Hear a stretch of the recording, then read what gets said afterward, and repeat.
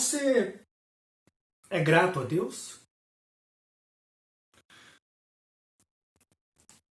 Quando nas suas orações, nas suas petições ao Senhor, a maior parte do tempo, o que você tem feito? Você tem sido agradecido a Deus? Ou você tem pedido mais? Você agradece a Deus pela vida que tem? Você agradece a Deus pelo seu trabalho? Você agradece a Deus pela vida da sua chefia? Você agradece a Deus pela vida dos seus funcionários? Você já parou para agradecer a Deus pela saúde que você tem? Você já parou para agradecer a Deus pelos filhos que você tem? Você já parou para agradecer a Deus pela casa que você mora? Se você mora de aluguel, você já parou para agradecer a Deus pelos donos da casa?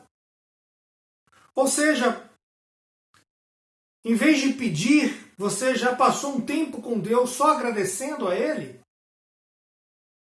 Num tempo em que muitos desejam falar, num tempo no mundo onde poucos querem ouvir, e muitos têm o desejo de exceder em sua comunicação, exceder em suas palavras. Nós vivemos num tempo de um mundo cada vez menos agradecidos, cada vez mais corridos, né? Cada vez nós temos mais que ter mais trabalho, mais estudo para mantermos um certo padrão de vida, tanto para nós quanto para nossa família. E às vezes quando nós chegamos à noite, nós chegamos com a nossa cabeça cheia, né? Alguns que chegam da faculdade, outros que chegam do seu trabalho, chegamos com a cabeça cheia e nós não lembramos de agradecer a Deus pelo dia que passou. Nós não lembramos de agradecer a Deus pela casa, pela família, a estrutura que nós temos. Muitas vezes nós só reclamamos. Muitas vezes nós só pensamos em murmurar. E Deus, Ele não se agrada disso, porque nosso coração, a nossa vida, ela precisa ser uma vida de gratidão, porque só de nós estarmos vivos já é um milagre do Senhor, porque tudo à nossa volta tende a nos matar. A probabilidade de nós morrermos é muito maior do que nós estarmos vivos. Então viver o dia de hoje já é um milagre que milhões, que bilhões já não têm, porque já passaram dessa vida. E aí quando nós olhamos para os nossos problemas, olhamos para as nossas dificuldades, nós encontramos dificuldade em agradecer e começamos a pedir. Ô geração ingrata, como nós somos ingratos, porque Deus tem dado bênção sobre a sua vida, sobre a minha vida. A palavra de hoje quer dizer, ou nós vamos falar sobre gratidão. Gratidão a quem? Primeiramente a Deus, acima de todas as coisas. E está lá em Lucas, capítulo 17. Lucas, capítulo 17, a partir do versículo 11. Uma história conhecida de muitos, porque é a história dos 10 leprosos, quando os 10 leprosos são curados por Jesus. Acompanhe aí, por favor, na tela do seu telefone, ou na tela da sua televisão, ou mesmo abra a sua Bíblia, né? A versão que nós usamos é a versão NVI, Nova Versão Internacional. Versículo 11. A caminho de Jerusalém, Jesus passou pela divisa entre Samaria e Galileia. Ao entrar num povoado, 10 leprosos foram a ele, ficaram a certa distância e gritaram em alta voz: Jesus, mestre, tem piedade de nós. Preste atenção. Jesus ele estava indo para Jerusalém, ou seja, Jerusalém fica no alto, né? Fica no monte, então Jesus estava subindo. Jesus ele estava na divisa de Samaria e Galileia. Né? Ele não estava nem em Samaria, nem em Galileia. Ele estava no meio, né, das duas cidades ali. Ao entrar num povoado, exatamente 10 leprosos cercaram Jesus. E percebam que eles ficam a uma certa distância. A lepra, antigamente, ela era uma doença incurável. Era uma doença que a medicina da época não havia solução. Então todo aquele que era leproso, ele ficava isolado da sociedade. Porque lepra, ou a hanseníase, né? Na medicina, de acordo com a palavra atual, a palavra mais moderna, hanseníase, ela é uma doença contagiosa. Então as pessoas tinham medo, né, de quem tinha lepra. Então essas pessoas ficavam à parte da sociedade. Geralmente as famílias abandonavam essas pessoas, porque não havia tratamento e poderia ser contagioso. Então elas moravam aonde desse para morar, né? E muitos cemitérios, que eram ambientes isolados nas cidades, né, eram ocupados por leprosos. Então quando Jesus está passando para ir entre Samaria e Galileia, como diz a palavra de Deus, quando ele estava passando, eles viram Jesus. E aí esses 10 leprosos, eles foram até Jesus, mas eles mantiveram uma certa distância, porque não era permitido ao leproso chegar perto de alguém. Devido ao contágio, né? Eles não poderiam chegar perto de ninguém. Por isso que você vê no final do versículo 12, que eles mantêm uma certa distância, era uma distância de segurança. Eles respeitaram isso. Porque eles poderiam ter se jogado aos pés de Jesus. Mas assim não o fizeram. Eles deveriam estar sofrendo da lepra já há muitos anos, há muito tempo. No versículo 14, ao vê-los, ele disse: vão mostrar-se aos sacerdotes.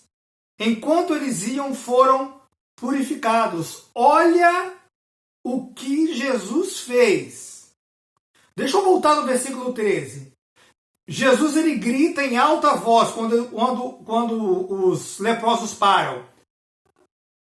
Perdão, os leprosos gritam em alta voz para Jesus.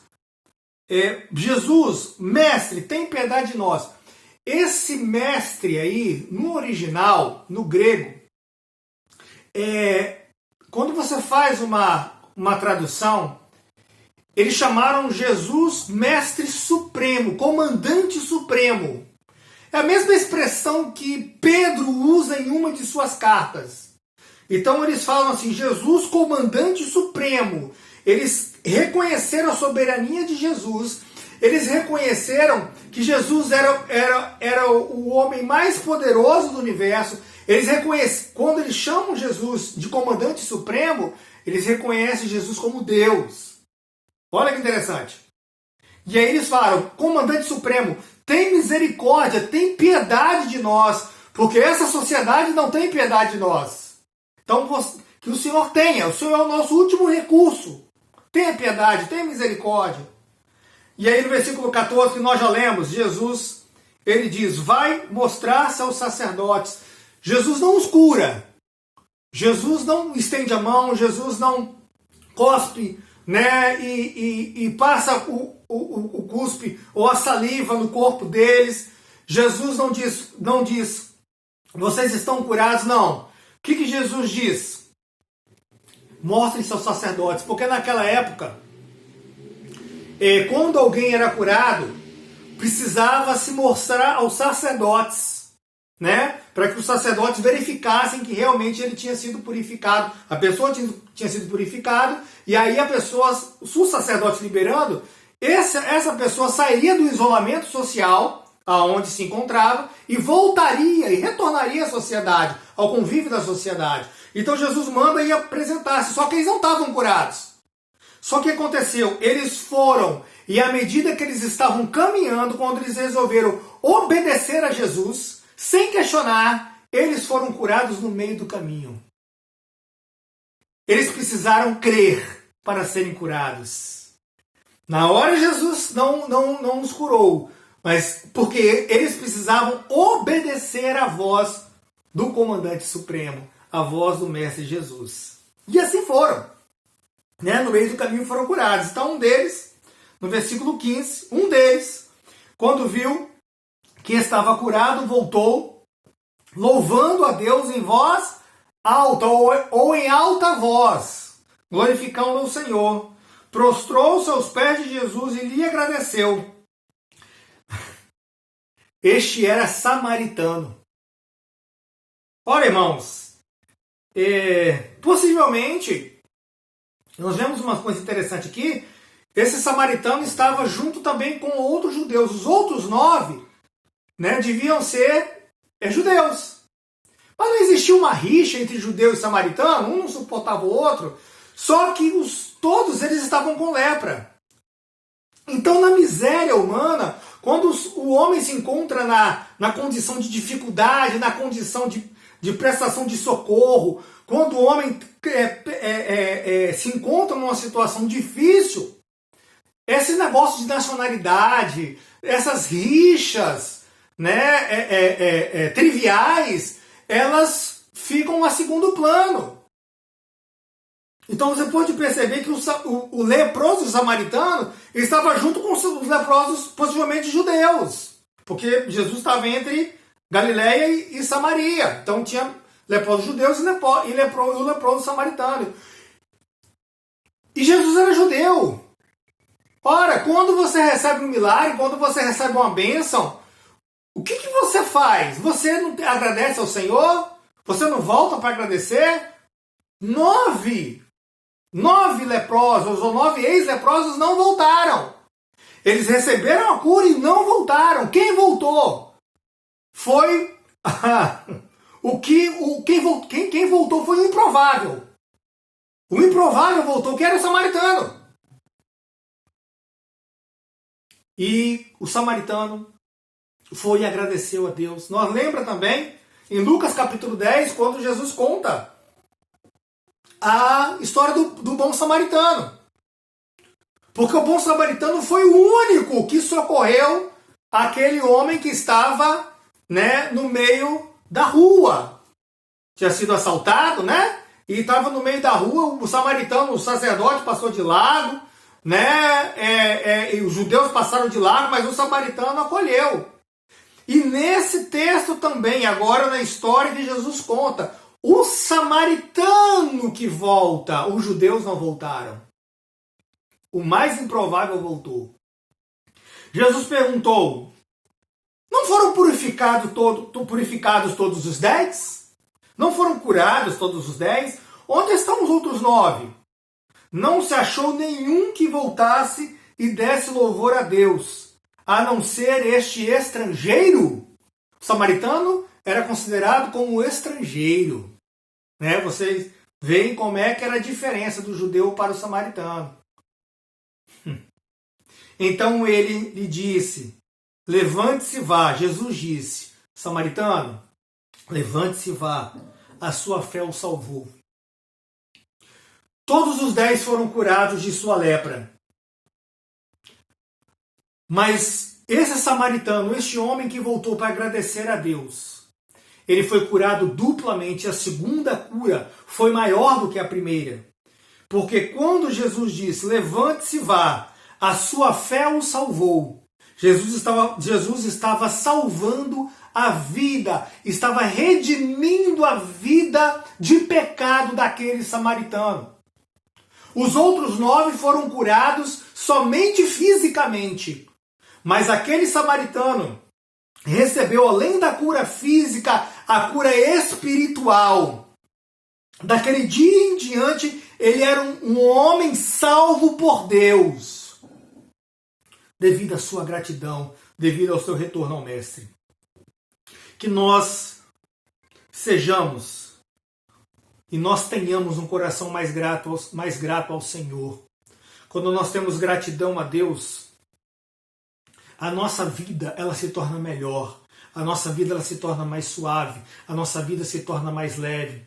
Sejamos gratos a Deus pela nossa esposa, pelos nossos maridos, sejamos gratos a Deus pelos nossos filhos, sejamos gratos a Deus pelo nosso trabalho, sejamos gratos a Deus pela casa que moramos, sejamos gratos a Deus pelos estudos que temos, sejamos gratos em tudo, porque tudo isso são milagres, tudo isso é extensão da misericórdia de Deus, não só sobre a minha vida, mas sobre a sua vida também.